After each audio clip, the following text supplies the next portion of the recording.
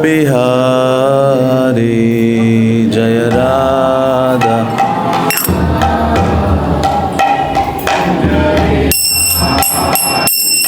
जय राधा माधव कुंज बिहारी जय राधा माधव।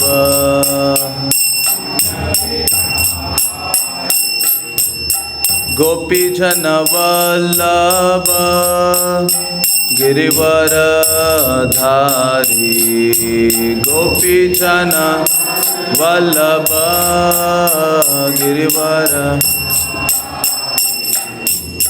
गोपी जन वल्लभ गिरिवर धारी गोपी जन।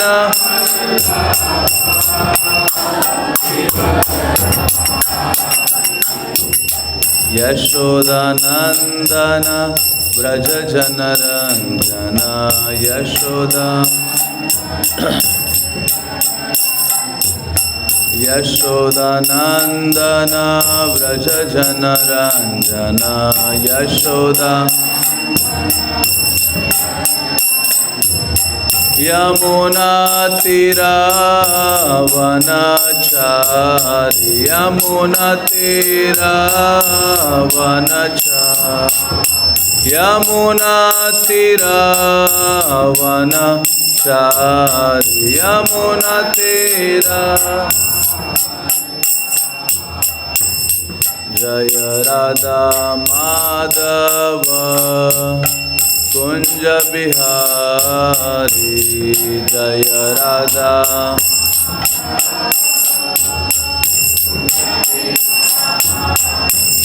जय राधा माधव कुंज बिहारी जय राधा माधव।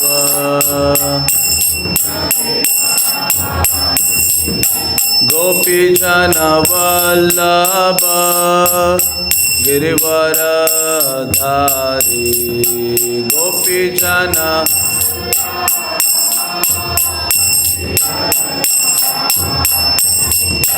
गोपी जन वल्लभ गिरिवर धारी गोपी जन।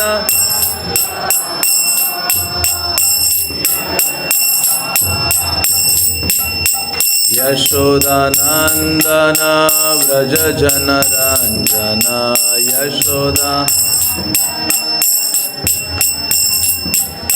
यशोदा नंदन व्रज जन रंजन यशोदा नंदन। यमुना तीरावनचारी यमुना। यमुना तीरावनचारी।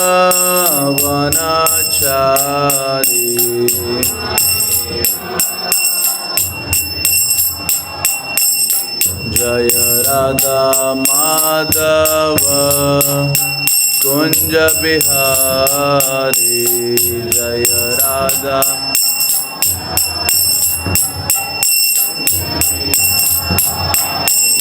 जय राधा माधव राधा माधव श्री राधे।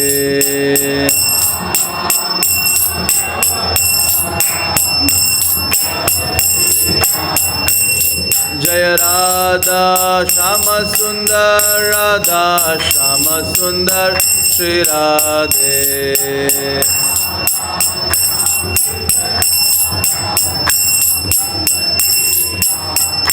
जय कृष्ण बलराम कृष्ण बलराम कृष्ण बलराम जय Krishna Balram.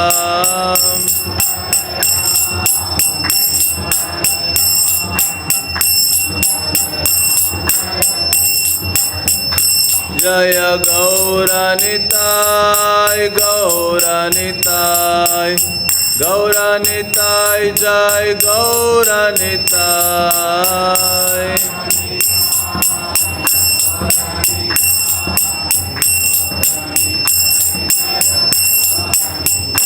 Prabhupada, Prabhupada, Prabhupada, Srila Prabhupada, Prabhupada.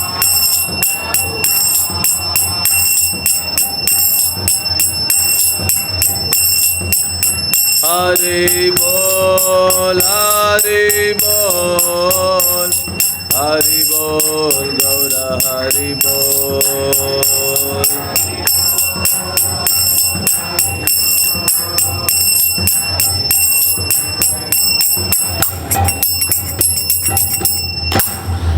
जय ओम विष्णुपाद परमहंस परिव्राजकाचार्य अष्टोत्तर शत Shri Shrimad divine grace AC भक्ति वेदांत स्वामी श्रील प्रभुपाद की, इस्कॉन बीबीटी फाउंडर आचार्य श्रील प्रभुपाद की, श्री श्री राधा श्याम सुंदर की, श्री श्री कृष्ण बलराम की, समवेत गौर भक्त वृंद की, निताय गौर प्रेमानंदे। ओम नमो भगवते वासुदेवाय।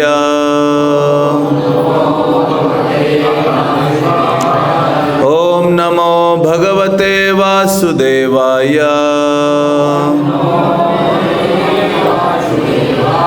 ओम नमो भगवते वासुदेवाय।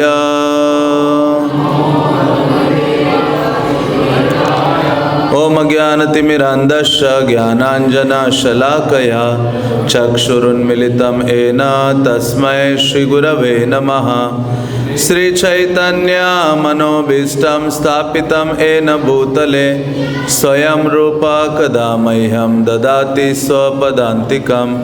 हे कृष्ण करुणा सिंधु दीनबंधु जगतपते गोपेश गोपिका कांत राधा कांत नमस्तुते।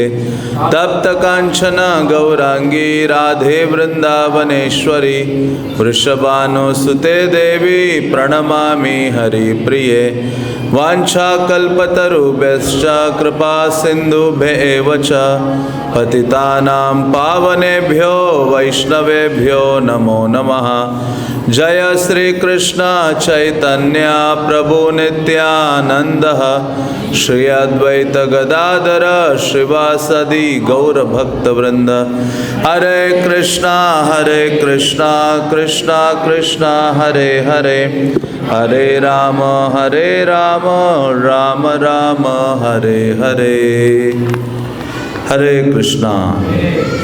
तो आप सबका स्वागत है रविवारिया श्रील प्रभुपाद लीलामृत के इस चर्चा में। तो प्रत्येक रविवार में श्रील प्रभुपाद का जो लीला चरित्र है श्रील सत्स्वरूप दास गोस्वामी महाराज ने जो लिखा है उससे पढ़ा जाता है और श्रवण किया जाता है। तो आज भी हम सुनेंगे।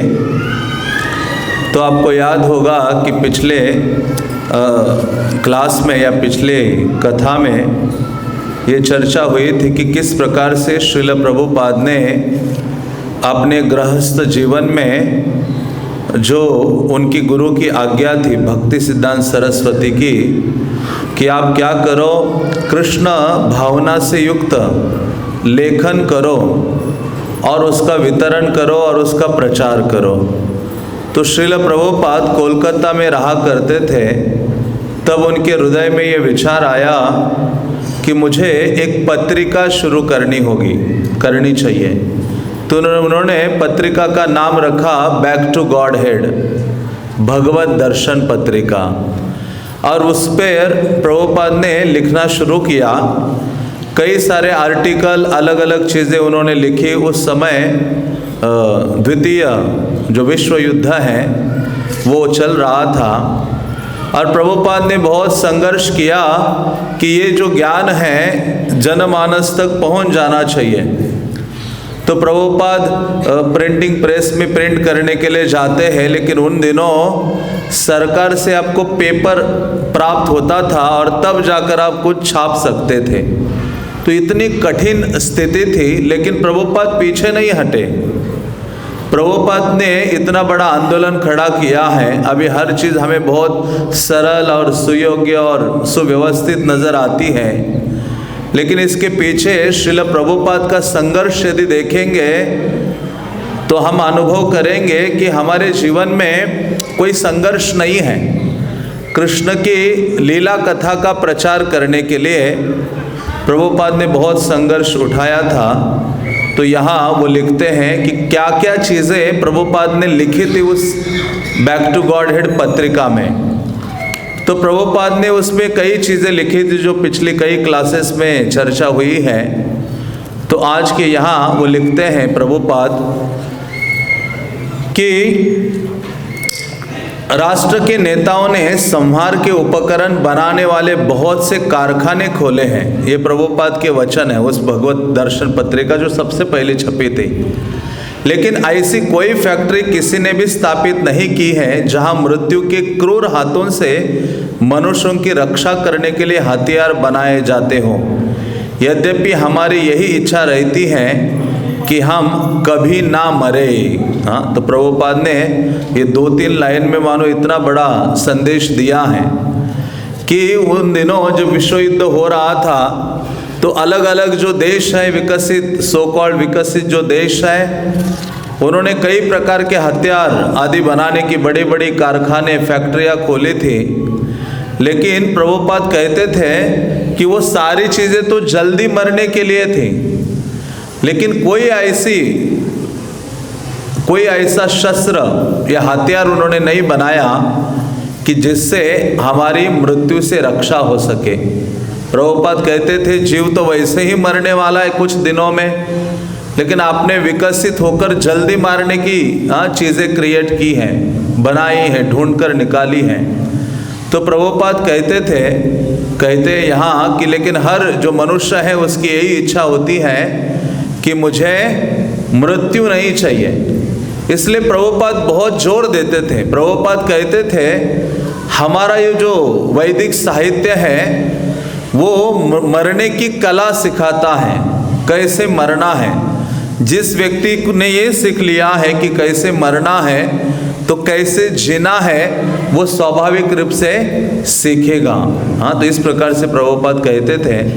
आगे लिखते हैं मनुष्य हमेशा से रोटी की समस्या का समाधान ढूंढने में लगा रहा है। यद्यपि प्रकृति ने यह समस्या सचमुच हल कर रखी है, मनुष्य को मृत्यु की समस्या का समाधान ढूंढना चाहिए। वास्तव में मनुष्य जीवन इसलिए मिला है। प्रभुपाद जब अमेरिका गए तो प्रभुपाद ने कहा बड़ी बड़ी यूनिवर्सिटीज़, हाँ ये सब चीज़ें खुली हैं, लेकिन किसी भी विश्वविद्यालय में ये शिक्षा नहीं दी जाती कि एक मृत व्यक्ति में और जीवित व्यक्ति में क्या अंतर है। एक व्यक्ति मरने के बाद क्या ऐसी वस्तु है वो उसके शरीर से चली गई और वो मृत्यु को प्राप्त हुआ, इसकी शिक्षा किसी विश्वविद्यालय में नहीं दी जाती है। इसलिए प्रभुपाद कहते थे कि मनुष्य वो है जो प्रश्न पूछता है, अथा तो ब्रह्म जिज्ञासा। मनुष्य जीवन प्राप्त करने के पश्चात यदि व्यक्ति ये जिज्ञासा नहीं करता कि मैं कौन हूँ, मृत्यु क्यों है मेरे लिए, मैं मरना नहीं चाहता, बुढ़ापा क्यों है, बीमारी क्यों है, ये जगत क्यों बनाया गया है, हाँ भगवान कौन है, मैं कौन हूँ आदि, ऐसी जो प्रश्न जिज्ञासा नहीं है तो श्रील प्रभुपाद कहा करते थे कि ऐसा जो व्यक्ति है वो पशु है, कुत्ते बिल्ली के समान है। मनुष्य जीवन प्राप्त करने के पश्चात भी इस प्रकार के प्रश्न जिसके जीवन में नहीं आते हैं, इस प्रकार की जिज्ञासा जो नहीं करता है। क्योंकि भागवत भी वही कहता है कि भागवत कहता है कि मनुष्य जीवन मिला है केवल जिज्ञासा करने के लिए, एक पशु की भांति इंद्रियों की तृप्ति करने के लिए नहीं मिला है। तो वही चीज प्रभुपाद कहते हैं कि मनुष्य वो है जो मृत्यु का समाधान ढूंढने के लिए निकलता है, और वास्तव में मृत्यु का समाधान भगवान और ये जो वैदिक साहित्य है वो हमें प्रदान करते हैं। क्योंकि हर एक व्यक्ति भयभीत है। किससे भयभीत है? मृत्यु से भयभीत है। तो प्रभुपाद आगे लिखते हैं, भगवत गीता बताती है कि मृत्यु के समस्या का समाधान हो सकता है। यद्यपि इस भौतिक संसार में मृत्यु का सर्वत्र राज है। भगवान श्री कृष्ण ने कहा है, जो मुझे प्राप्त कर लेता है उसे इस मृत्यु लोक में फिर जन्म नहीं लेना पड़ता। तो भगवान भगवद गीता में प्रभुपाद वही चीज कहते हैं कि मृत्यु का समाधान तो भगवान ने प्रदान किया है। और क्या समाधान है? जन्म कर्म च मे दिव्यम एवं यो व्यक्ति तत्वतः। जो व्यक्ति भगवान के दिव्य कार्यकलापों के बारे में तत्वतः जानता है, वो व्यक्ति फिर से इस भौतिक संसार में जन्म ग्रहण नहीं करता है। इवन भगवद गीता में भगवान ने कहा है, अंत काले च मामेव स्मरण मुक्त्वा कलेवरम। अंत काल में जो व्यक्ति अपना देह त्याग करते हुए मेरा स्मरण कर लेता है, फिर से इस भौतिक जगत में वो आता नहीं है। तो सारे जो कार्यकलाप हैं, सारी जो तैयारियां हम कर रहे हैं दिन रात, वो केवल मृत्यु की तैयारी है। और वो सफलता क्या है? अंते नारायण स्मृति, कि अंत काल में भगवान नारायण का स्मरण हो जाना चाहिए। इसलिए प्रभुपाद कहा करते थे कि साधन कैले भजन कैले मरते जानले है, कि आपने कितनी साधना की है, कितना भगवत भक्ति का अभ्यास किया है, वो कब पता चलेगा? मृत्यु के समय में पता चलेगा। अभी नहीं पता चलेगा। अभी मानो हम दिखावा कर सकते भगवत भक्ति का। इसलिए भगवद गीता के इस 8वें अध्याय के एक तात्पर्य में श्रील प्रभुपाद बहुत सुंदर एक लाइन लिखते हैं। प्रभुपाद कहते हैं कि जिस व्यक्ति ने अपने जीवन में पूरे जीवन भर भगवत भक्ति का गंभीरता से अभ्यास नहीं किया है, ऐसे व्यक्ति को मृत्यु के समय में कृष्ण का स्मरण नहीं होगा।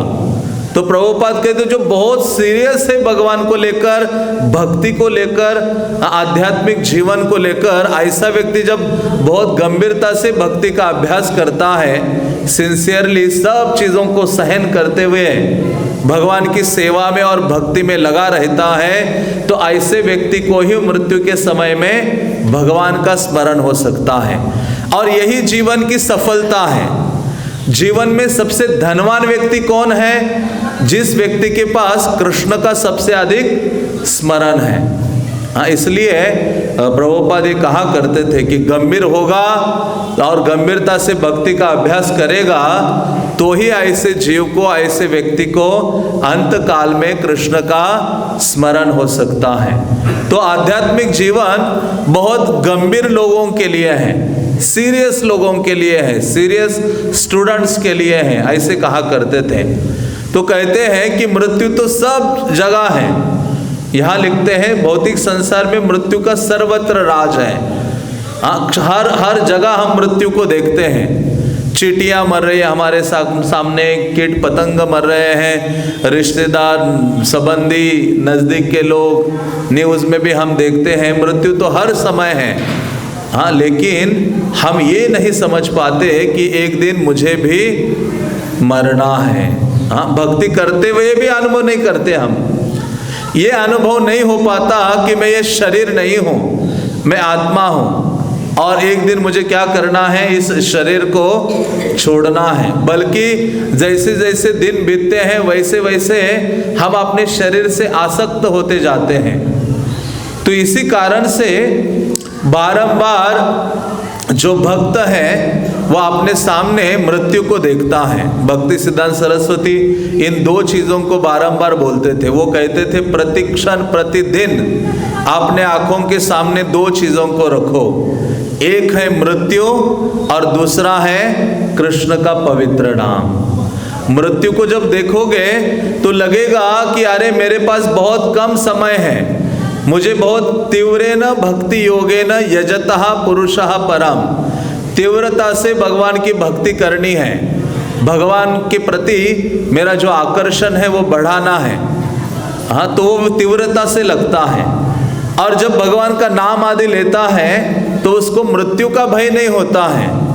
हाँ, क्योंकि वो शरीर से परे हो जाता है। तो इस प्रकार से भक्ति सिद्धांत सरस्वती कहा करते थे कि दो चीज़ों को हमेशा जीवन में सामने रखो या देखो, एक है मृत्यु और दूसरा है हरे कृष्णा कृष्णा कृष्णा हरे हरे, हरे राम राम राम हरे हरे। तो जब भगवत गीता में सॉल्यूशन है, प्रभुपाद कहते हैं कि जो व्यक्ति भगवान को प्राप्त कर लेता है फिर से इस जगत में जन्म नहीं लेता है। एक आध्यात्मिक संसार है जो अविनाशी है, और जो कोई वहाँ पहुँच जाता है वो फिर मृत्यु लोक में नहीं आता। तो यहाँ कहते हैं हम बने हैं वैकुंठ वापस जाने के लिए। हम इस जगत के प्राणी नहीं हैं, हाँ, लेकिन इस जगत में जन्म लेने के बाद हम सोचते हैं कि मैं इस जगत का प्राणी हूँ। हाँ, जैसी मछली सोचे कि मैं पानी से बाहर रहकर सुखी रहूंगी, तो वह असंभव है। उसी प्रकार से जितना मर्जी हम प्रयास करें, जितनी मर्जी सुविधाओं को इकट्ठा करें, लेकिन हम इस जगत में सुखी नहीं हो सकते, क्योंकि ये कुंठमय जगत है। इसलिए यहाँ कहते हैं कि एक ऐसा आध्यात्मिक जगत है जहाँ जन्म मृत्यु नहीं है, अविनाशी है, शाश्वत है। न तद भासयते सूर्यो न शशंको न पावकः यद गत्वा न निवर्तन्ते तद्धाम परमं मम। भगवद गीता में कृष्ण कहते अरे अर्जुन, ऐसा मेरा निवास स्थल है जहाँ न सूर्य चंद्रमा आदि से रोशनी की आवश्यकता है। तो ऐसे स्थान का वर्णन करते हैं भगवान। तो आगे यहाँ लिखते हैं, संसार के नेता अपने जन्म के ही लोक से क्यों चिपके रहते हैं जहाँ मृत्यु अनिवार्य है। निष्कर्ष के रूप में अभय ने लिखा, हम चाहते हैं कि अपनी वृद्धावस्था में श्रीमान शाह और महात्मा गांधी सम्मिलित रूप में लोगों को शिक्षित करने का प्रयत्न करें कि वे वापस घर अर्थात श्री भगवान के पास कैसे पहुँचे। तो प्रभुपाद उस आर्टिकल में वहाँ जो उनका पहला मैगजीन था उसमें लिखते हैं, क्योंकि वो कहते कि आजकल के जो नेता हैं इसी अपने देश अपने स्थान आदि से चिपके हुए हैं। कहते चलना भी नहीं आता, इतने बूढ़े हो जाते तो भी अपने कुर्सी को छोड़ना नहीं चाहते हैं। हाँ, मृत्यु उनको उठा के ले जाती है। तो प्रभुपाद चाहते थे कि जो बड़े बड़े नेता थे उन दिनों, हाँ, श्रीमान शाह और महात्मा गांधी, हाँ, प्रभुपाद ने तो महात्मा गांधी को कई बार पत्र लिखे थे कि आपको तो भगवत गीता का प्रचार करना चाहिए, और लिखते थे आपका अज्ञात मित्र मैं बोल रहा हूँ। हाँ, आप क्या करो, ये सब राजनैतिक कार्यकलाप आदि सब छोड़ दो। सारे जो भारत के लोग हैं आपकी बातों को सुनते हैं, स्वीकार करते हैं, और आपकी अभी आयु हो रही है। आपको क्या करना चाहिए, भगवत गीता के संदेश का प्रचार करना चाहिए। और प्रभुपाद ने यह भी लिखा था, यदि आप ऐसा नहीं करोगे तो शीघ्रता से मृत्यु को प्राप्त हो जाओगे। और उसके बाद देखा, हाँ, वो मृत्यु को प्राप्त हो गए जल्दी ही। तो प्रभुपाद ने कई पत्र लिखे थे। प्रभुपाद ने कहा उनका कभी भी मुझे उत्तर नहीं आया। तो इस प्रकार से प्रभुपाद चाहते थे कि जैसे बड़े बड़े जो नेता हैं, हाँ, क्योंकि यदि आचरति ही श्रेष्ठ लोग जैसा आचरण करेंगे तो छोटे लोग वैसा ही अनुकरण करते हैं। तो प्रभुपाद चाहते थे कि ये जो बड़े लोग हैं वो सब लोगों को ये शिक्षा प्रदान करें कि हमें वापस अपने घर जाना है। अपना घर क्या है, भगवान का धाम है। हाँ, भगवान के पास पहुंचना है। तो आगे लिखते हैं, बैक टू गॉडहेड के 2 अंक निकालने के बाद अभय को रुक जाना पड़ा, छपाई महंगी थी। तो ऐसे 2 अंक, हाँ, प्रभुपाद ने निकाले थे शुरुआत के। ये 2 अंक की कई जो पेजेस हैं आपको प्रभुपाद हाउस में भी दिखाई देते हैं। शुरुआत के जो प्रभुपाद ने छापा था बैक टू गॉडहेड मैगजीन अंग्रेजी भाषा में, लेकिन गीतोपनिषद पर उन्होंने कार्य जारी रखा। वे बराबर लिखते रहे। बल्कि प्रभुपाद ने जब ये बैक टू गॉडहेड मैगजीन 2 बार छापी तो सोचा कि अभी बहुत महंगा हो गया है, और उनके पास धन नहीं था। वो किसी से धन मांगते भी नहीं थे। जो उनकी आयु थी, जो भी चीज़ें आमदनी थी उनकी, उसी में से ही खर्च करते थे प्रिंटिंग के लिए, और वो वितरण करते थे। तो लेकिन देखा कि बहुत महंगा हो गया है, तो प्रभुपाद ने वो मैगजीन थोड़े दिनों के लिए बंद कर दी और गीतोपनिषद भगवत गीता के ऊपर टीका लिखनी शुरू कर दी। जो हम भगवत गीता यथारूप देखते अभी पढ़ते हैं, इससे पहले प्रभुपाद ने भगवत गीता यथारूप का लेखन किया था अपने गृहस्थ जीवन में। हाँ, तो प्रभुपाद लिखते रह गए। उन्होंने ये सोचा नहीं कि ये छपेगा या नहीं छपेगा, मेरे गुरु ने मुझे आदेश दिया है मैं लिखता रहूं। धर्मशास्त्रों पर नए लेख और उनके दार्शनिक तात्पर्य भी वे लिखते रहे। इन्हें वे उन रजिस्टरों में भी लिख डालते जिनमें वे दवाइयों के फार्मूले लिखते थे। तो जो भी नोटबुक उनको मिले, हाँ, दवाइयों का फॉर्मूला जिसमें लिखते थे, उसमें भी प्रभुपाद अपना जो लेखन का कार्य है वो किया करते थे। बल्कि उनके गुरु महाराज प्रभुपाद को बहुत पसंद करते थे। किस लिए? कि बहुत अच्छा लिखता है। हाँ, उन्होंने अपने शिष्यों को आदेश दिया था कि अभय जो भी लिखेगा उसको आप लोग क्या करो, छापो। लेकिन उनके गुरु भाइयों ने वो स्वीकारा नहीं, छापा नहीं। हाँ, लेकिन प्रभुपाद अपने गृहस्थ जीवन में अपना जो कर्तव्य है वो करते रहे। हाँ, इससे क्या देखते हैं कि गुरु का जो आदेश है वो हर परिस्थिति में, हर समय में हमें करते रहना चाहिए। हाँ, जैसे श्रील प्रभुपाद ने किया है, जैसे शबरी ने भी किया था। उनके गुरु शरीर छोड़ने से पहले शबरी को कहा कि आप प्रतिदिन फ्रेश जल लाया करो और आश्रम के आगे सफाई किया करो, रंगोली बनाया करो और फ्रूट्स आदि ला के रखो, भगवान राम आएंगे। वो युवा थी, लेकिन गुरु ने तब कहा था युवा अवस्था में, तब से पूरी वृद्ध हो गई, तब तक प्रतिदिन वही कार्य कर रहे थे। तो उसी प्रकार से आध्यात्मिक जो आदेश है, कार्य जो गुरु देते हैं, उनको मृत्यु के अंत तक उत्साह के साथ और धैर्य और निष्ठा के साथ कोई व्यक्ति करता है, हाँ, तो निश्चित रूप से कृष्ण उसके लिए प्रकट हो जाते हैं। हम कहेंगे अरे कब तक 16 माला करते रहेंगे, जब से ज्वाइन किया है तब से कर ही रहे हैं, तब से पढ़ ही रहे हैं। लेकिन उत्साह के साथ, धैर्य निष्ठा के साथ करते रहेंगे अंतिम समय तक, तो उसका फल निश्चित रूप से हमें प्राप्त होता है। यह आध्यात्मिक कार्य हमेशा लाभदायी होते हैं। तो आगे लिखते हैं, एक रात अभय ने एक असामान्य स्वप्न देखा। श्रील भक्ति सिद्धांत उनका आवाहन करते हुए उनके सामने प्रकट हो गए। वे अभय से घर छोड़ने और संन्यास लेने को कह रहे थे। तो प्रभुपाद ने एक स्वप्न देखा। क्या स्वप्न देखा? और ऐसा स्वप्न प्रभुपाद को कई बार आया। प्रभुपाद कई बार अपने प्रवचनों में बोले हैं कि मेरे गुरु महाराज मुझे कई बार स्वप्न में आए और उन्होंने आदेश, कई बार वो बोले अभी ये सब छोड़ दो, घर गृहस्थी आदि सब छोड़ दो और अभी क्या करो, तुम संन्यास स्वीकार करो। अभय गहरी भावोत्तेजक दशा में जाग पड़े। ये कितना भयावह है, उन्होंने सोचा। जैसे स्वप्न आया तो अचानक उठ गए और थोड़े डरे हुए थे और सोचने लगे कि अरे कितना भयावह है ये जो स्वप्न है। वे जानते थे कि ये कोई मामूली सपना नहीं था, लेकिन उनसे की गई मांग कितनी कठिन और असंभाव्य लग रही थी। संन्यास लो, ये कोई साधारण चीज नहीं थी जिसे वे तुरंत कर सकते थे। उन्हें अपना धंधा बढ़ाना था और उसके लाभ से पुस्तकें छापनी थी। वे अपने कर्तव्य के पालन में लगे रहे, लेकिन स्वप्न उन्हें विचलित करता रहा। शुरुआत के दिनों में प्रभुपाद यही सोचते थे कि मैं अपना बिजनेस बढ़ाऊं, धन कमाऊं, उससे ज़्यादा धन आएगा तो उससे मैं क्या करूंगा, किताबें छाप पाऊंगा।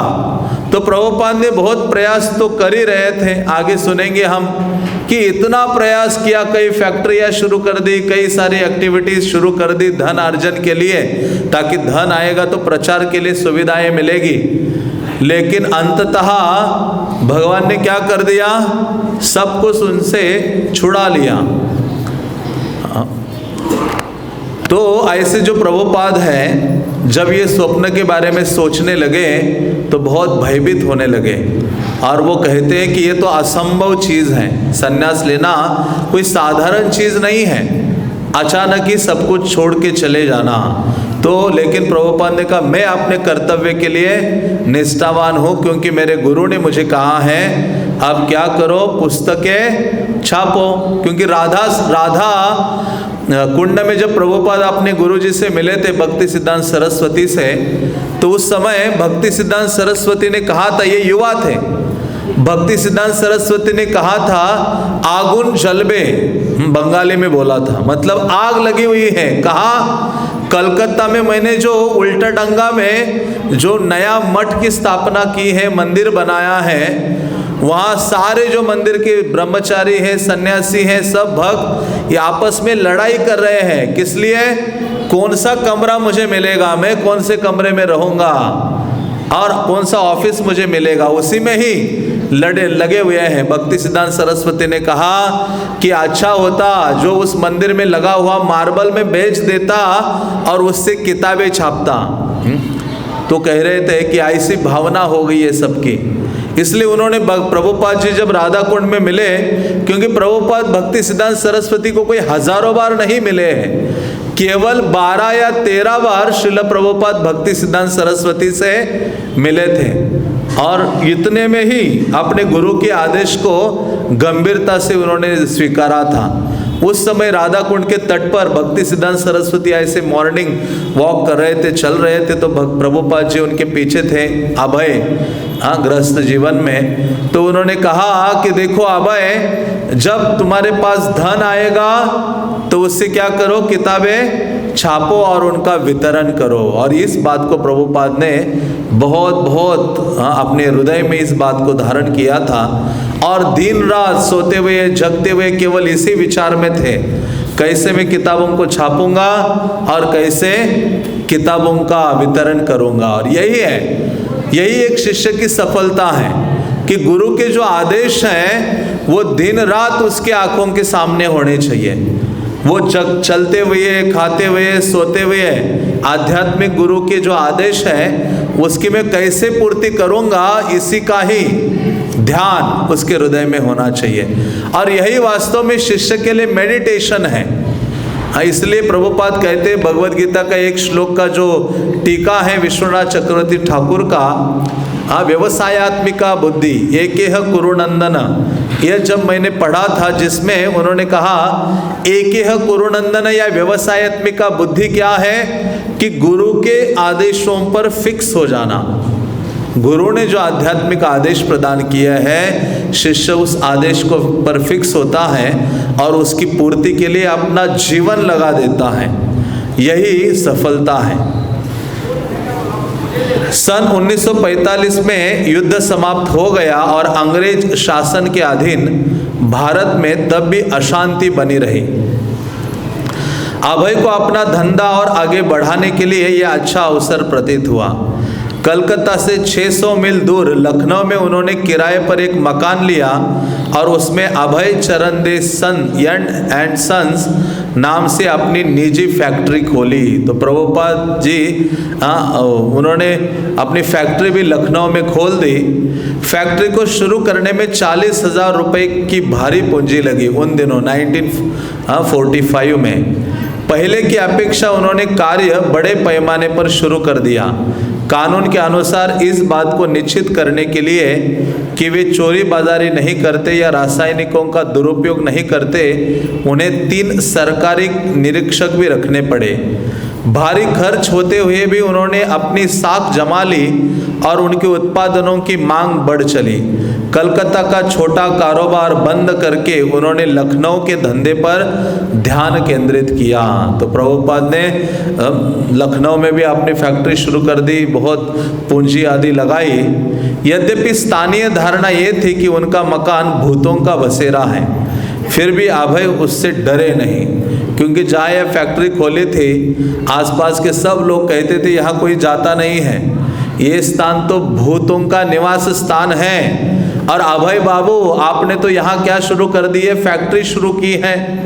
जब उन्होंने काम शुरू किया था तो जो वर्कर कामगार लोग थे वो बहुत भयभीत रहते थे। कई प्रकार की मानो उनको आवाज़ें वगैरह आती थी और वो भय से दौड़ पड़ते थे जो वर्कर्स कामगार थे, और वो कहते थे कि बाबू बाबू वहाँ भूत है। तो जब ये प्रभुपाद जी वो देखा कि उनके सारे वर्कर्स ऐसे बोल रहे हैं, तो प्रभुपाद अपनी जप माला उठाते हैं और जप माला उठाते हुए तब अभय हरे कृष्ण गाते हुए पूरे मकान का चक्कर लगाए और उसके बाद भूत की शिकायत कभी नहीं मिली। तो जहाँ भगवान नाम का उच्चारण होता है वहाँ भूत पिशाच डायने ये सब चीज़ें अप्रकट हो जाती है, वो वहाँ निवास नहीं कर पाती। वैसे भी शुद्ध भक्त जब हरि नाम ले रहा है तो ये भूत पिशाच आदि का तो उद्धार ही हो गया है। जब प्रभुपाद ने वहाँ अपने फैक्ट्री में चक्कर लगाए उस एरिया में हरि नाम लेते हुए, तो मानो उसके बाद कहते हैं कि कोई शिकायत नहीं मिली। और ऐसा कई जगह हुआ था। प्रभुपाद जब लंदन में गए थे तो लंदन में बहुत पुराने कई सारे चर्च और कई ऐसे मकान खरीद लिए थे मंदिर की स्थापना सेंटर बनाने के लिए, या विदेशों में कई जगह। तो वहाँ भक्त लोग जब मंदिर में रहते थे रात को तो बहुत आवाज़ें आती थी, और किसी का सामान यहाँ उड़ रहा है, कुछ यहाँ लिटरली भूत प्रेत आदि होते थे उन स्थानों में। तो ये सब भक्त कहते थे प्रभुपाद जी क्या करें? तो प्रभुपाद कहते जैसे ही आवाज हो रात को सब उठ जाओ करताल मृदंग लेकर, और जोर जोर से क्या करो, हरे कृष्णा कृष्णा कृष्णा हरे हरे, हरे राम राम राम हरे हरे। प्रभुपाद ने कहा यह हरि नाम संकीर्तन करो। इवन लंदन में जॉर्ज हैरिसन ने जो स्थान दिया था वहाँ भी ऐसी शिकायत आई थी। तो उस समय प्रभुपाद ने भी यही चीज़ कही थी अपने ब्रह्मचारी भक्तों को कि आप क्या करो, कीर्तन करते रहो। और भक्तों ने जोर शोर से कीर्तन किया पूरी रात, तो फिर से कोई भूत प्रेत आए नहीं, सबका उद्धार हो गया। और ऐसी चीज़ हम देखते हैं भक्ति सिद्धांत सरस्वती और भक्ति विनोद ठाकुर के जीवन में भी। जब वो लोग इधर चंपारण्य की तरफ, क्योंकि ये डिस्ट्रिक्ट मैजिस्ट्रेट थे भक्ति विनोद ठाकुर, तो अपने पुत्र भक्ति सिद्धांत को साथ में लेके जा रहे थे एक जगह। तो किसी गांव के बाहर एक छोटा सा मंदिर या कुछ टूटा फूटा स्थान था, वहाँ रुके। और रुके तो सब लोग सुबह आए, कहाँ, अरे आप लोग यहाँ कैसे रुक पाए हैं? यहाँ तो कोई रह नहीं सकता है, यहाँ तो भूत प्रेत आदि का वास्तव है, इतना भयावह स्थल है ये। तो भक्ति विनोद ठाकुर ने कहा हमने रात में क्या किया, यहाँ हरिनाम संकीर्तन किया है, जिसके द्वारा जो भी भूत प्रेत थे उनका उद्धार हो गया है। तो इस प्रकार से प्रभुपाद हरि नाम ले लिए अपने उस फैक्ट्री में, और फिर से जो वर्कर्स थे उनसे कोई शिकायत नहीं आई। 13 नवंबर को अभय ने अपने सेवक गौरांग को पत्र लिखा और उसमें लखनऊ की कुछ कठिनाइयों का उल्लेख करते हुए अपनी सहायता के लिए उसे बुलाया। प्रभुपाद के एक सर्वेंट थे जिनका नाम गौरांग था, जो उनके घर में रहा करते थे। इस पत्र में अभय ने अपनी पत्नी राधा रानी और बच्चों के विषय में कड़वी बातें लिखी थी। उनकी जो पत्नी थी और बच्चे, क्योंकि ये प्रभुपाद जी के भक्तिमय जीवन में सपोर्ट नहीं करते थे। तो वो पत्र क्या लिखा है, पूरा पत्र दिया है यहाँ। प्रभुपाद जी लिखते हैं, गौरांग प्रभु, शुरुआत करते, गौरांग प्रभु मेरा नमस्कार स्वीकार करें। तुम्हारा दिनांक 7 का पत्र मिला, समय के अभाव के कारण मैं जवाब नहीं दे सका। आजकल तो पत्र लिखना बंद ही हो गए, उन दिनों ये हुआ करता था। मैं यहाँ कुछ नौकरों के साथ अकेला रहता हूँ। यदि मैं अभी यहाँ से जाऊँ तो मुझे सब कुछ बंद करना पड़ेगा। एक बार यहाँ से जाने और कारोबार बंद करने से मुझे 10,000 रुपये का घाटा हुआ है, और मेरी साख भी कम हो गई है, और मेरे प्रतिद्वंदियों की संख्या भी बढ़ गई है। तो इतने डिटेलिंग प्रभुपाद अपने उस सर्वेंट को लिख रहे हैं। इसलिए मैं संघर्ष कर रहा हूँ और सचमुच अपने जीवन की बाजी लगाए हुआ हूँ। तो कोई सफलता ऐसी सरलता से प्राप्त नहीं होती है, उसके पीछे क्या है, बहुत बड़ा संघर्ष है। हम उस संघर्ष को नहीं देखते हैं। मानो कोई बहुत ऊंची स्थिति में है, उसके पीछे बहुत बड़ा संघर्ष रहा है। तो प्रभुपाद का जीवन, मान लो प्रभुपाद लीलामृत हम पढ़ते हैं तो पढ़ते समय हमेशा आंखें ऐसी भर जाती हैं। ऐसा कोई भक्त नहीं है कि जिसने प्रभुपाद लीलामृत पूरा पढ़ा हो और उसका हृदय विमल ना हुआ हो और उसकी आंखों से पानी न आया हो। क्योंकि प्रभुपाद का पूरा जो संघर्ष आदि है, बहुत ही कठिनाइयों से प्रभुपाद गुजरे हैं, लेकिन फिर भी हर स्थिति में उन्होंने कृष्ण सेवा को नहीं छोड़ा है और गुरु के आदेश को सामने रखा है। मैं यहाँ अकेला ही इतनी सारी कठिनाइयों के बीच व्यर्थ ही नहीं रह रहा हूँ, इसलिए मैं तुम्हें यहाँ आने के लिए बार बार लिख रहा हूँ। इस पत्र के पाते ही तुम इसे दुबरा को दिखलाना। उससे कम 10 रुपये लेना और यहाँ आ जाना, कलकत्ता से लखनऊ 10 रुपये लेके आना। जब तुम यहाँ आ जाओगे मैं तुम्हारे घर भेजने के लिए धन की व्यवस्था करूँगा। वहाँ तुम्हें इस बहाने से रोकने का क्या अर्थ है कि वहाँ कोई नौकर या नौकरानी नहीं है। मतलब प्रभुपाद जी अपने सेवक को यहाँ बुला रहे थे कि वह उसमें सहायता करे फैक्ट्री में उनके साथ, लेकिन उनकी पत्नी और बच्चे जो थे उन्होंने भेजा नहीं सर्वेंट को। वो कहते हमारी सेवा करने के लिए नौकर नहीं है। नौकर नौकरानी और रसोइया रखकर मैंने उनकी सेवा करने का पर्याप्त प्रयत्न किया है। अभी लिखते हैं उनके बारे में कि मैं अपने पत्नी बच्चों के लिए नौकर नौकरानी और कुकिंग करने वाला भी रखा था, लेकिन आज तक उनमें भक्ति नहीं जगी है। ये प्रभुपाद की कंप्लेंट है। कई बार सारी भौतिक सुविधाएं परिवार को देते हैं, हाँ, लेकिन देखते हैं कि भगवत भक्ति की भावना उनमें जगी नहीं है। तो वैसे ही यहाँ प्रभुपाद का ये दुख था। इसलिए अब उन मामलों में मेरी कोई रुचि नहीं रह गई है। जब तुम यहाँ आओगे तब मैं कलकत्ता जाऊँगा। यदि मुझे पता लगा कि भक्ति में उनकी अभिरुचि है तभी मैं कलकत्ता में गृहस्थी रखूँगा, अन्यथा मैं उनकी जिम्मेदारी अपने ऊपर अधिक नहीं लूँगा। प्रभुपाद कहते यदि वो भक्ति करने के लिए तत्पर हो रहे हैं तो मैं वो ये गृहस्थी जीवन को भी कंटिन्यू करूँगा और उनकी ये जो सिर दर्दी है, जिम्मेदारी है, मैं रखूँगा। और वास्तव में बहुत बड़ी जिम्मेदारी है, क्योंकि इसलिए भक्ति सिद्धांत सरस्वती कहा करते थे, मैं तो हजारों लाखों संतानें उत्पन्न कर सकता हूँ, लेकिन मुझे ये गारंटी या विश्वास नहीं है कि वो भक्त बनेंगे।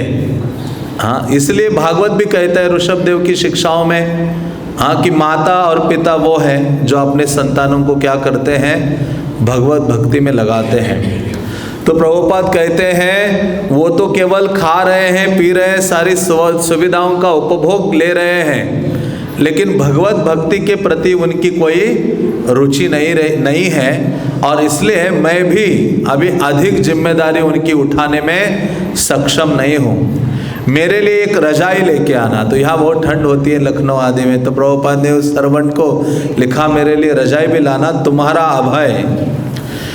परिवार और प्रचार दोनों हितों में परस्पर विरोध था। राधा रानी ने बैक टू गॉडहेड में कोई अभिरुचि कभी नहीं दिखाई थी। तो प्रभुपाद की जो पत्नी थी उनका नाम राधा रानी था। तो प्रभुपाद जब लिखते थे, सेवाएं करते थे, तो उनकी पत्नी कोई उसमें दिलचस्पी नहीं थी, कोई सेवा की भावना नहीं थी। अभय में प्रकाशन और धंधे के प्रति जो उत्साह था, राधा रानी उसके विरुद्ध थी। बल्कि कई पीछे भी सुना होगा कि प्रभुपाद अपने घर में भक्तों को बुलाते थे, सन्यासियों को बुलाते थे, कीर्तन करते थे, कथा आदि होती थी, तो इनकी पत्नी जाकर ऊपर वाली मंजिल में जाकर बैठती थी। हाँ, उसमें भाग नहीं लेती थी, भाग जाती थी। तो ये बहुत दुख होता था उनको, बिल्कुल विरोधी थी वो।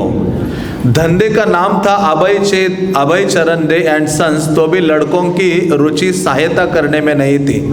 उनके बच्चे भी ना बिजनेस में हेल्प कर रहे थे, ना भक्तिमय जीवन में हेल्प कर रहे थे, ना पत्नी ना बच्चे। हाँ, और जब अभय ने नौकर को अपनी सहायता के लिए लखनऊ बुलाया तब पूरे परिवार ने आपत्ति की थी, ये कहकर कि गौरांग की उन्हें ज़्यादा ज़रूरत है।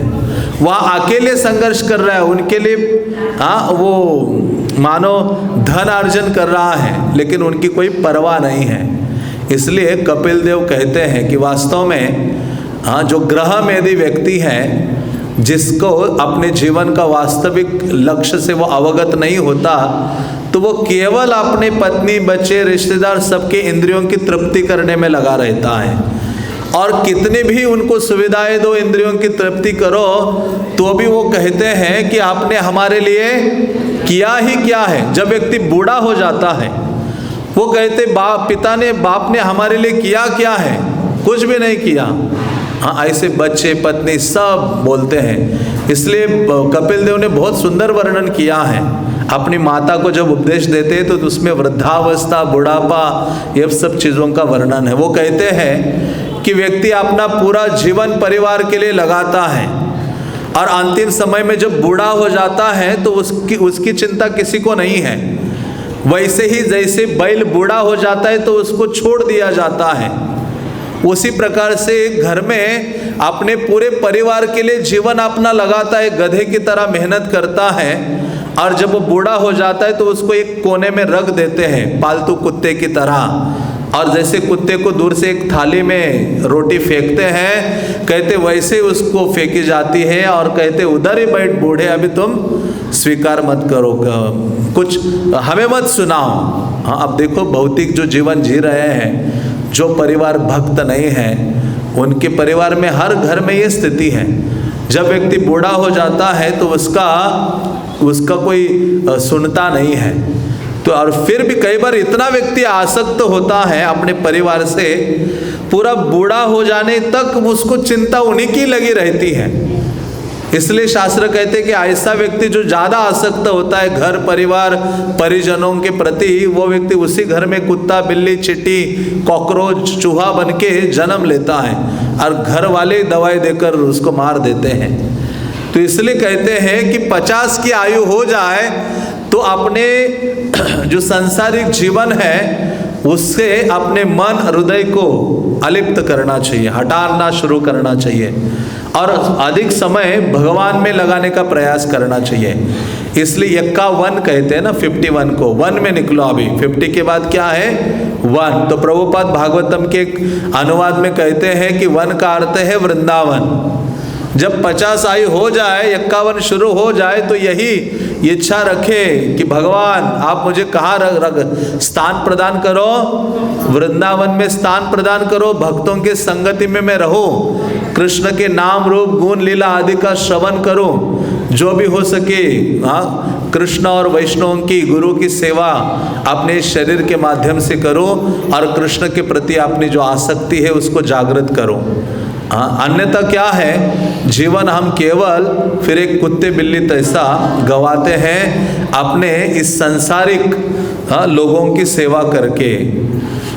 तो इस प्रकार से प्रभुपाद जी भी कहते हैं कि मैं तो अकेला उनके लिए तकलीफ उठा रहा था, वो सर्वेंट को बुला रहा हो, सबने वहाँ आंदोलन खड़ा कर दिया कि तुम्हें जाने की आवश्यकता नहीं है, उनको लगे रहने दो, वहाँ काम करने दो।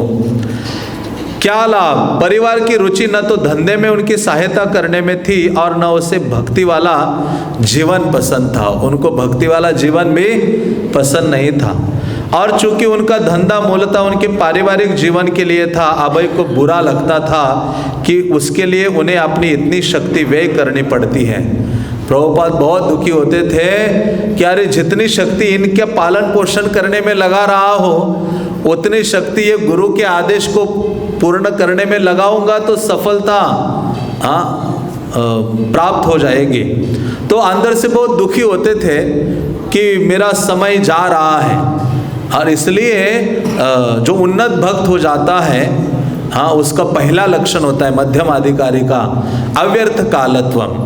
अपना यह क्षण भी कृष्ण के भक्ति या कृष्ण के स्मरण आदि के बिना वो गवाता नहीं है। ये उन्नत भक्त का पहला लक्षण है, अव्यर्थ कालत्वम। क्योंकि काल तो रुकता नहीं है, काल तो चलायमान है, सबको चला रहा है। और हम अपना जो समय है बिना भगवत भक्ति के गंवाते हैं तो बहुत बड़ा लॉस है। इसलिए चाणक्य पंडित ने कहा था कि आपके पास करोड़ों धन संपदा आदि क्यों ना हो, रत्न ही हीरे जवाहरात मोती आदि, वो सब देकर भी अपने जीवन से जो चला गया हुआ एक क्षण भी आप वापस नहीं ला सकते। तो उस प्रकार से प्रभुपाद जी को बहुत दुख होता था कि मैं इन सब का पालन पोषण करने के लिए फैक्ट्री लगा रहा हूँ, ये कर रहा हूँ, वो कर रहा हूँ, लेकिन इनको मेरी कोई चिंता नहीं है। ना भक्ति करने में ये घर के लोग इंटरेस्टेड हैं, ना मेरे बिजनेस में सहयोग देने में। उन्होंने कॉलेज में मार्शल के पुराने आर्थिक नियम को पढ़ा था कि बिना पारिवारिक प्रेम के मनुष्य की आर्थिक प्रेरणा कमज़ोर हो जाती है। कॉलेज में पढ़ा था कि परिवार के लोग जब प्रेरित करेंगे, सहायता करेंगे, तो कार्य में आगे बढ़ता है व्यक्ति। और पारिवारिक लोगों का प्रेम नहीं होगा तो धन कमाने की इच्छा भी व्यक्ति को नहीं होती है। निसंदेह परिवार की सेवा और श्री भगवान की भक्ति में अनुकूल संतुलन हो सकता था, भक्ति विनोद ठाकुर ने एक साथ 2 दायित्वों का वर्णन किया था, शारीरिक और आध्यात्मिक। सामाजिक दर्जा, मस्तिष्कीय विकास, स्वच्छता, पौष्टिकता और अस्तित्व के लिए संघर्ष, ये शरीर के प्रति दायित्व थे। कृष्ण की भक्ति संबंधी कार्यकलाप आध्यात्मिक थे। दोनों को एक दूसरे के समानांतर चलना चाहिए। भक्ति विनोद ठाकुर के जीवन में उनका परिवार आध्यात्मिक प्रोत्साहन का स्रोत था और अपनी सामाजिक स्थिति का उपयोग उन्होंने प्रचार कार्य को आगे बढ़ाने में किया।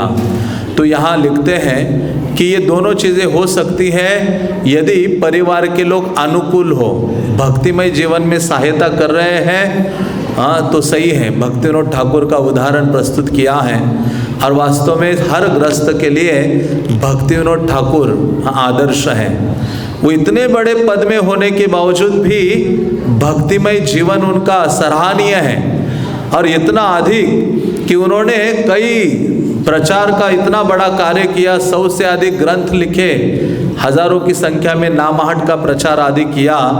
हाँ तो ऐसे भक्ति विनोद ठाकुर हाँ सबके लिए प्रेरणा के स्रोत हैं कि किस प्रकार से हाँ सामाजिक और घर की जो जिम्मेदारियां हैं वो होते हुए भी भक्तिमय जीवन को कैसे निभाना चाहिए। लेकिन अभय का अनुभव भिन्न रहा था। उनके जीवन में दोनों दायित्वों में लड़ाई रही थी, एक दूसरे को समाप्त कर देने की धमकी देता रहा था। मतलब प्रभुपाद जी का जीवन थोड़ा सा अलग था। हाँ, धन कमाने के लिए भी संघर्ष था और दूसरा घर वाले भी भक्त नहीं थे, पत्नी बच्चे आदि। तो दोनों ओर से बहुत कठिनाई थी। कभी उनको लगता था कि ये छोड़ दूं, कभी लगता था वो कार्य छोड़ दूं। अभय को लगता कि वे उन भौतिकवादियों की तरह कार्य कर रहे हैं जिनकी अपने लेखों में वे आलोचना किए करते थे। अस्तित्व के लिए संघर्ष में डूबे हुए अभय को आत्मोपलब्धि के लिए बहुत थोड़ा समय मिलता था। यद्यपि उनके परिवार की मांग उन पर बढ़ती जा रही थी, लेकिन उसके प्रति उनकी रुचि कम हो रही थी और कृष्ण भावनामृत के प्रचार में वो बढ़ रही थी। तो प्रभुपाद धीरे धीरे उनकी रुचि कृष्ण भक्ति का प्रचार करने के लिए बढ़ रही थी और अपने घर गृहस्थी के कार्यों से कम हो रही थी। ये कठिनाई थी। वे परिश्रम पूर्वक आगे बढ़ना चाहते थे, परिवार का भरण पोषण करना चाहते थे, धंधे का विस्तार करना चाहते थे और इस प्रकार ऐसी बड़ी सफलता पाना चाहते थे कि प्रकाशन का कार्य वे फिर आरंभ कर सके। वो चाहते थे कि परिवार का पोषण भी करूं, धन आदि आ जाए तो मैं अपना जो प्रकाशन का कार्य, ग्रंथों की छपाई है, उनका वितरण है, वो भी करने की उनके हृदय में वो भावना थी। लेकिन लखनऊ की फैक्ट्री उनके बूते से लगभग बाहर थी। जानबूझकर उन्होंने काम बड़े पैमाने पर शुरू किया था जिससे लाभ अधिक हो। बड़ी फैक्ट्री शुरू कर दी थी। हाँ, 40,000 उन दिनों बहुत होते हैं और ताकि ज़्यादा धन मिले और ज़्यादा धन गुरु की सेवा में लगा हो, ऐसी भावना थी। लेकिन माहवारी खर्चे अधिक थे, किराया पिछड़ गया था और अब मकान मालिक के साथ वे मुकदमे में फंस गए थे क्योंकि रेंट इतना अधिक था आदि बहुत सारी कठिनाइयाँ उनको आई। यद्यपि वे कलकत्ता नित्य जाते थे और वहाँ से लखनऊ के लिए कच्चा माल हर दिन रवाना करते थे, लेकिन उनके परिवार के लोग सहयोग नहीं देते थे। गौरांग भी उनके कहने के अनुसार काम करने को तैयार नहीं था और वो कलकत्ता वापस जाकर उनके परिवार के साथ रहने की सोचा करता था। अभय ने दिनांक 23 को गौरांग को फिर से लिखा। हाँ, तो कोई उनकी सहायता करने के लिए तत्पर नहीं था, अकेले संघर्ष भी कर रहे थे। तो वो पत्र फिर से उन्होंने उस गौरांग जो उनका सेवक था उनको लिखा प्रभुपाद ने। वैष्णव के चरणों में मेरा विनम्र प्रणाम। उनका सेवक है, वो भक्त था। प्रभुपाद लिखते हैं कि हे वैष्णव ठाकुर, आपके चरणों में प्रणाम है। गौरांग प्रभु, तुम्हारा 18/11/45 का पोस्ट कार्ड मिला और सभी समाचारों से मैं अवगत हुआ हूँ। तो गौरांग ने भी लेटर लिखा था। पैसे खर्च करके 1 महीने के लिए यहाँ आने और फिर वापस चले जाने की कोई आवश्यकता नहीं है। तो वो कह रहा होगा कि 1 महीने के लिए आऊँगा, तो प्रभुपाद जी लिखते हैं अभी मत आओ, दुबरा से अभी 25 रुपये ले लो और घर चले जाओ। वहाँ पहुँचकर मुझे पत्र लिखना, तब मैं 1 या 2 किस्तों में तुम्हारे शेष पैसे मनी ऑर्डर से भेज दूंगा। तब वहाँ से मुझे बताना कि तुम यहाँ कब आ सकते हो। मैंने यहाँ अपना काम काफ़ी बड़े पैमाने पर आरंभ किया है। तुमने स्वयं अपनी आँखों से उसे देखा है। इसलिए अगर आय नहीं होगी तो अदालत में जिरह के लिए पैसे कहाँ से आएंगे? मेरे ही सिर पर सब कुछ है। भाई और लड़के खा पीकर औरतों के समूह की तरह सो रहे हैं और सारी धमार मेरे सिर पर डाल रहे हैं। तो बहुत कठिन पत्र और बहुत कठोर शब्द उन्होंने यूज़ किए हैं प्रभुपाद ने। जो ही पैसे मिले तुम घर चले जाना और जितनी जल्दी हो सके आने की कोशिश करना, तुम्हारा अभय चरण दे। तो प्रभुपाद इतना कठोरता से लिखते हैं कि मेरे भाई और लड़के सब खा पीकर औरतों के समूह की तरह सो रहे हैं, उनकी कोई मेरी सहायता करने की इच्छा नहीं है। तो इस प्रकार से ये जो लीलामृत का 5वां अध्याय है जिसका शीर्षक था युद्ध, वो अभी खत्म होता है। तो अगला अध्याय अगले रविवार को आप श्रवण करेंगे जिसका शीर्षक है एक अज्ञात मित्र। तो इस प्रकार से श्रील प्रभुपाद का जो संघर्ष है शुरुआत के दिनों का वो जारी है। और सत्स्वरूप दास गोस्वामी महाराज ने इतना सुंदर वर्णन किया है। हर एक भक्त को प्रभुपाद लीलामृत निश्चित रूप से पढ़ना चाहिए अपना अधिक समय निकाल कर।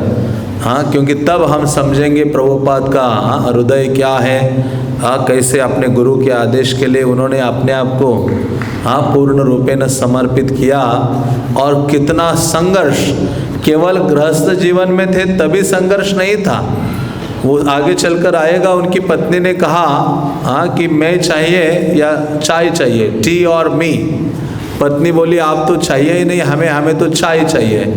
ये सुनकर ही दूसरे दिन मानो प्रभुपाद ने अपना घर छोड़ा। 56 साल की आयु थी, 56 या ज़्यादा होगी। और उसके पश्चात वो एकाकी रहने लगे। झांसी गए, ब्रज में आए और फिर बाद में मथुरा में उन्होंने संन्यास स्वीकार किया और कृष्ण भक्ति के प्रचार में स्वयं को पूर्ण रूपेण डुबो दिया।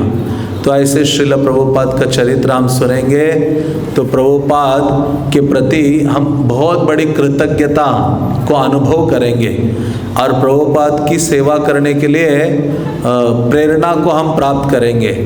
तो इसलिए प्रभुपाद लीलामृत पर्सनली भी ऐसे नहीं कि संडे हम श्रवण करते हैं, पर्सनली भी प्रभुपाद का ये लीलामृत हमें पढ़ना चाहिए और सुनने का भी प्रयास करना चाहिए। हरे कृष्णा कृष्णा कृष्णा हरे हरे, हरे राम राम राम हरे हरे। श्रील प्रभुपाद लीलामृत के, पतित पावन श्रील प्रभुपाद के, निताय गौर प्रेमानंदे। हरे कृष्णा।